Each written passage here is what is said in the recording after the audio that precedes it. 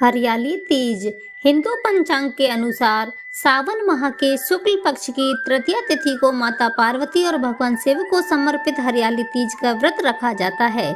इस दिन सुहागिन महिलाएं अपने पति के दीर्घायु और वैवाहिक जीवन को सफल बनाने के लिए पूरे दिन निर्जला व्रत रखती हैं और विधिवत पूजा पाठ करती हैं। इसके साथ ही हरियाली तीज व्रत कथा का पाठ करती हैं। इसके साथ ही कुंवारी कन्याएं भी मन भावन पति के लिए इस व्रत को रखती हैं। पूजा विधि विधान। सुहागन महिलाएं इस दिन जल्दी उठकर स्नान आदि के बाद साफ वस्त्र पहन लें। इसके बाद पूजा की तैयारी शुरू करें। सबसे पहले पूजा का स्थान अच्छे से साफ कर लें और माता पार्वती, भगवान शिव और गणेश जी की प्रतिमा स्थापित कर लें। आप चाहें तो पूरे से परिवार की प्रतिमा भी पूजा स्थान पर स्थापित कर सकते हैं। इसके बाद भगवान गणेश जी का पूजन करें और साथ ही माता पार्वती और भगवान शिव की आराधना करें। पूजा के दौरान माता पार्वती को श्रृंगार के सामान जैसे चूड़ियाँ, सिंदूर, बिंदी, मेहंदी और बाकी सामान अर्पित करें। साथ में भगवान शिव को भी वस्त्र अर्पित कर दें। इसके बाद घी का दीपक जलाकर हरियाली तीज व्रत कथा सुने और अंत में माता पार्वती की आरती करें। सुहागन महिलाएं अपनी सास या ननंद को श्रृंगार का सामान भेंट स्वरूप दें। आइए दोस्तों, अब सुनते हैं हम हरियाली तीज की व्रत की कथा।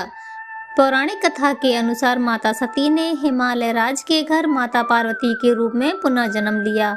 माता पार्वती ने बचपन से ही भगवान शिव को पति रूप में पाने की कामना कर ली थी। गुजरते समय के साथ जब माता पार्वती विवाह योग्य हो गई तो पिता हिमालय शादी के लिए योग्य वर तलाशने लग गए थे। एक दिन नारद मुनि पर्वतराज हिमालय के पास गए और उनकी चिंता सुनकर उन्होंने योग्य वर के रूप में भगवान विष्णु का नाम सुझाया। हिमालय राज को भी भगवान विष्णु दामाद के रूप में पसंद आए और उन्होंने अपनी रजामंदी दे दी।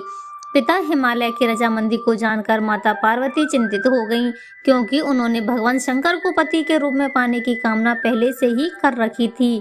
इसके लिए भगवान शिव को पाने के लिए वो एकांत जंगल में जाकर तपस्या करने का संकल्प लिया। वहां पर उन्होंने रेत से एक शिवलिंग बनाया और अपनी तपस्या करने लगी। एकांत जंगल में माता पार्वती ने कठोर तपस्या की। माता की तपस्या से प्रसन्न होकर भगवान शिव ने उनकी इच्छा पूर्ण होने का आशीर्वाद दिया।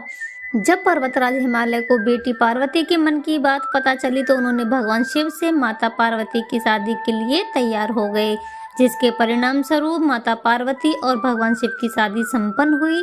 तभी से इस दिन को हरियाली तीज के रूप में मनाया जाता है।